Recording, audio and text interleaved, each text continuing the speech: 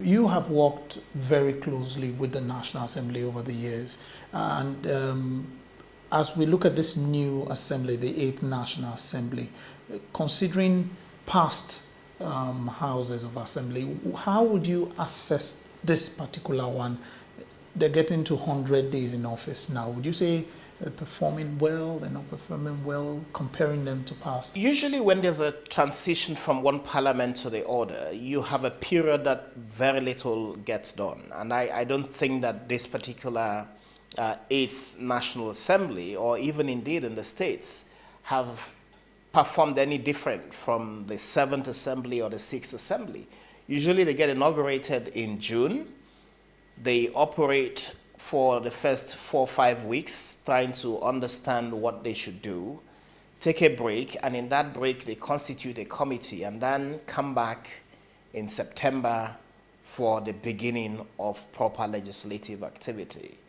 So I wouldn't say that you have had any different scenario from what you had in the 7th or indeed in the 6th Assembly.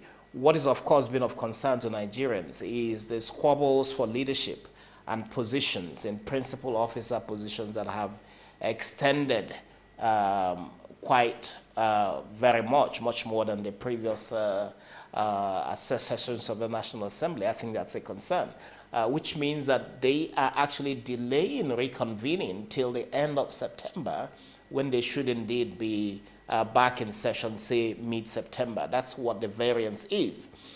But I think that the failures of the previous sessions of National Assembly, we must lay the blame on both the legislature and the executive.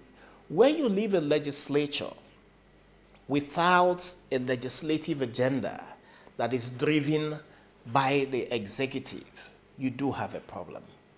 The executive must say to itself, we would like to see legal reforms, we would like to see reforms in the economic, social, political, and so on.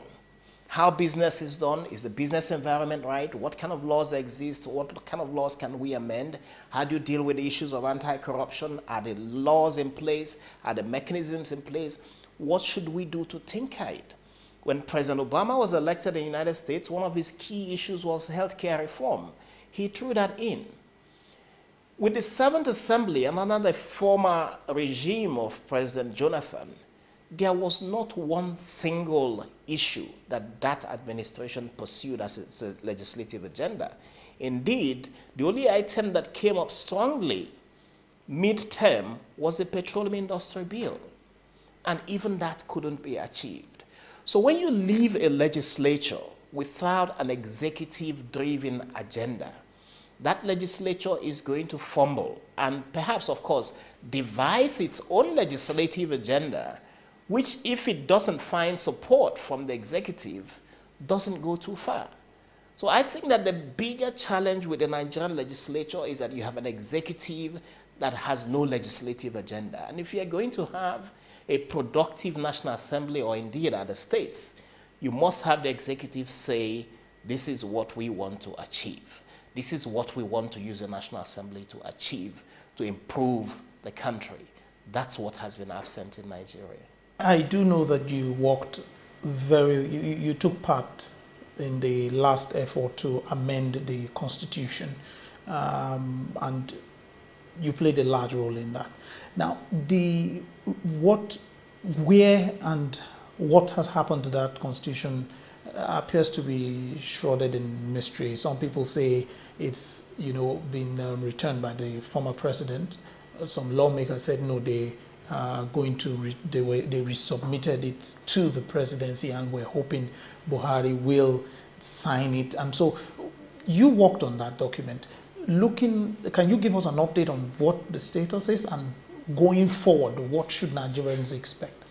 No, the bill is not shrouded in any uncertainty right now. The former president vetoed the bill. That's the end of the matter.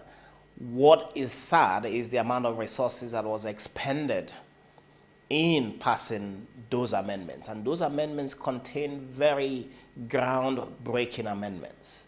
So the question for us in civil society who have been following the process of constitutional review is to ask, How does the 8th National Assembly, but also President Buhari's administration, intend to deal with the several hanging questions about the constitution of the country? Now, several issues were settled with the proposed 4th alteration.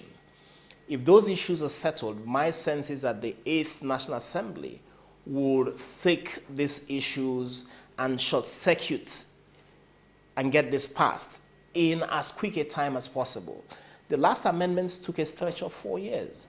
I think that the 8th National Assembly must say to itself, we have no more than 12 months to pass amendments to the Constitution. Because the problem with delay in passing amendments to the Constitution is that when it drags till the last year of a government, whether it's the legislature or the executive, it gets caught in politics. And that politics means that everybody is calculating every provision and how that impacts on their hold on power or their return to power. So I think that for both the executive, where there are issues of constitutional reform that needs to be tackled, and for the legislature as well, there must be a determination to ensure that every issue related to constitutional amendment, but as well electoral reform, is tackled within the first 12 months of this administration.